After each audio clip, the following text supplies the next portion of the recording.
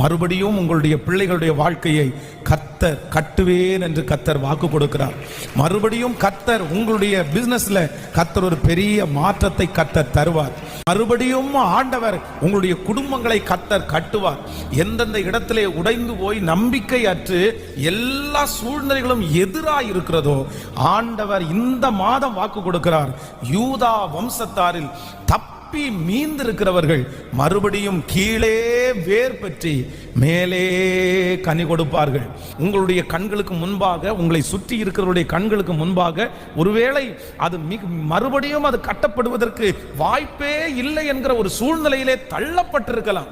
ஆனால் ஆண்டவர் இன்றைக்கு இந்த மாதம் உங்களுக்கு வாக்கு கொடுக்கிறார். இல்லை, நீ பயப்பட வேண்டாம், மறுபடியும் அதே காரியத்தை கர்த்தர் தன்னுடைய கையிலே எடுக்க போகிறார். மறுபடியும் ஆண்டவர் உங்களுடைய குடும்பங்களை கர்த்தர் கட்டுவார். எந்தெந்த இடத்திலே உடைந்து போய் நம்பிக்கை அற்று எல்லா சூழ்நிலைகளும் எதிராக இருக்கிறதோ ஆண்டவர் இந்த மாதம் வாக்கு கொடுக்கிறார். யூதா வம்சத்தாரில் மீந்திருக்கிறவர்கள் மறுபடியும் கீழே வேர் பெற்றி மேலே கனி கொடுப்பார்கள். இது கர்த்தரின் பார்வைக்கு அற்ப